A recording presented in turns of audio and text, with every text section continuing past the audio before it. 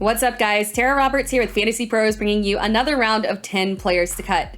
Before we get started, be sure to like this video and subscribe to FantasyPros across all platforms. Now, before we dive in, this list might be a little bit painful.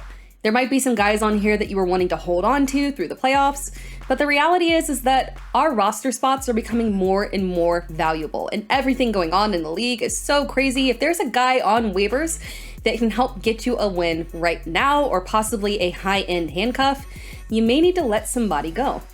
With that said, let's go ahead and dive right in with players to cut in 12 and 14 team leagues.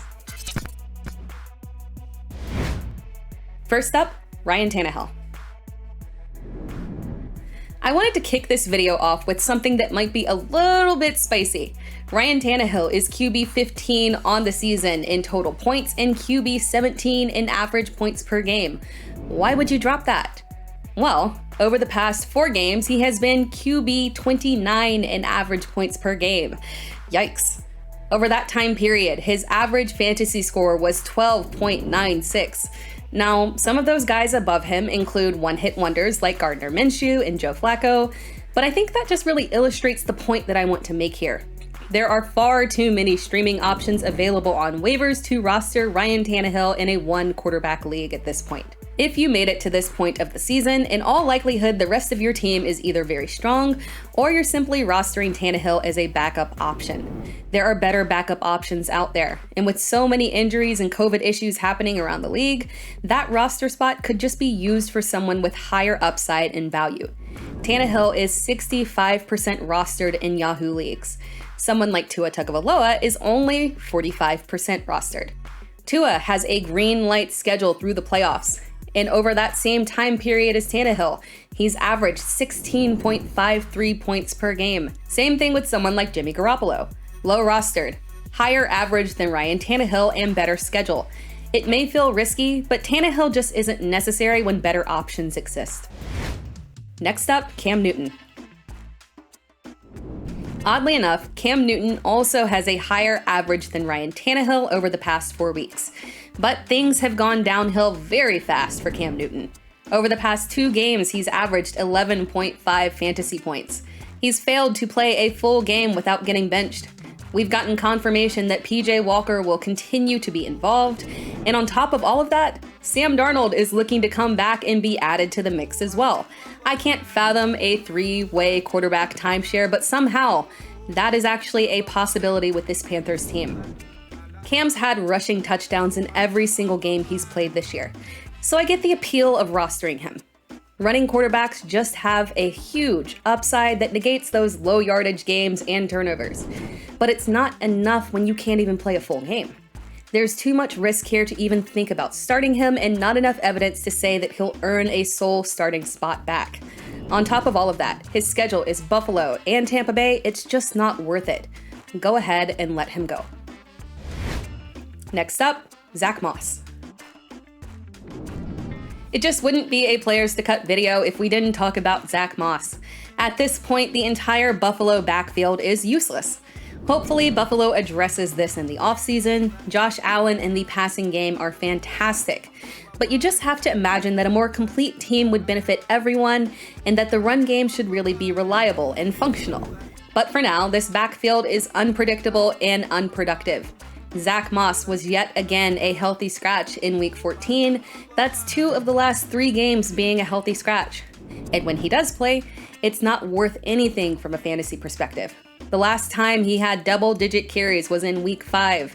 In the one game that he did play over the past 3 weeks, he had 8 carries for 21 yards and 2 receptions for 12 yards. His upcoming schedule is quite frankly frightening for running backs. Buffalo faces Carolina, who is 4th ranked against fantasy running backs, and then heads on the road to face New England again. There is 0 chance that you will play him in any capacity for the rest of the season. Just drop him. Next up, Dontrell Hilliard. The Dontrell Hilliard experience was fun while it lasted. In week 11, he debuted with 7 carries for 35 yards and 8 receptions on 10 targets for 47 yards. In week 12, he showed his value extends beyond PPR as he had 12 carries for 131 yards on the ground and 1 touchdown with 1 reception for 2 yards. But after the Titans bye week, Jeremy McNichols returned to health with a 38% snap count and 8 carries for 16 yards. Not great, but Hilliard only had 6 carries for 13 yards on a 34% snap count. D'Onta Foreman led the way with 13 carries for 47 yards, 1 touchdown, and 2 receptions for 15 yards. I think that Foreman will retain the primary workload and goal line opportunities moving forward, and that leaves McNichols and Hilliard fighting it out in a battle that I just don't think will be productive for either one of them. The next 2 games are very run-friendly, so if you're in a deeper league and very running back needy, you could maybe hold on here. But I just don't think the upside really exists. Next up, Kenny COLLADAY. Unfortunately, things just never got going with Kenny COLLADAY. And despite how many injuries the Giants have suffered in their receiving core, COLLADAY can never separate himself from the competition, and the result is just underwhelming. Over the past 4 games, he is wide receiver 77 in full PPR, averaging 5.1 points per game. There is no floor. There is no upside. There's just nothing here. Daniel Jones is out, and it's a real possibility that he just doesn't return for the rest of the season because there's not really anything to play for. COLLADAY just doesn't add value to your team and isn't worth a roster. Next up, MARQUEZ CALLAWAY. Perhaps you picked up CALLAWAY when the suspension for Deontay Harris happened, or maybe you drafted CALLAWAY during preseason hype and you've stuck by his side this whole time. But this entire New Orleans receiving core is just wildly unusable. Weeks 9 through 11, CALLAWAY had touchdowns that made him mildly relevant, but he's only had 5 receptions for 71 yards total over the past 3 games with no touchdowns. The touchdown upside just isn't there with Taysom Hill. If you roster CALLAWAY, you need to move on to literally anyone else. Next up, Tim Patrick. I like Tim Patrick, I really do. He's one of the better third option receivers in the league, and he got paid by Denver to show it.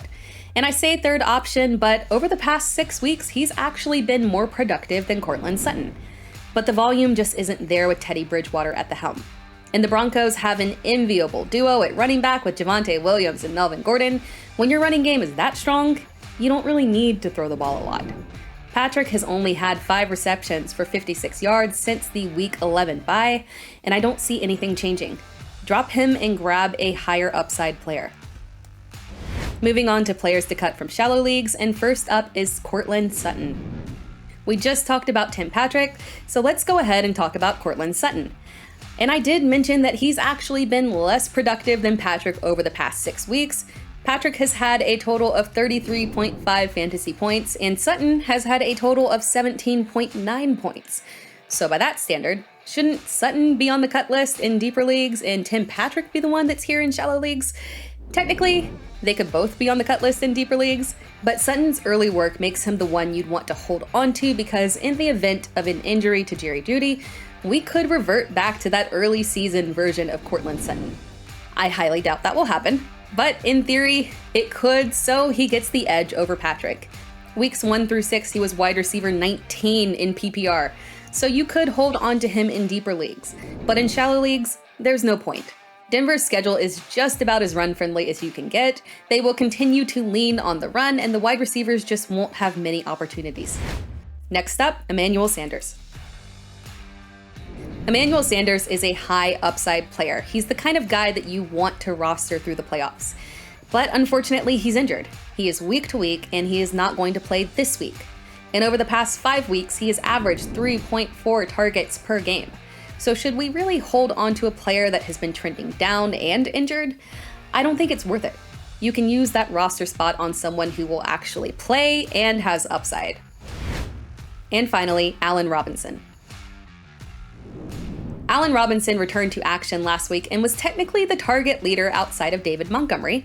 He played 77% of snaps, but it didn't really matter when he only caught 2 of his 6 targets for 14 yards and was eclipsed by both Damiere Byrd and Hakeem Grant.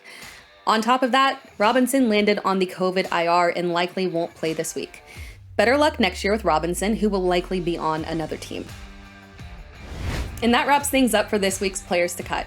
As always, be sure to like this video and subscribe to FantasyPros across all platforms, and come back next week for another round of 10 Players to Cut.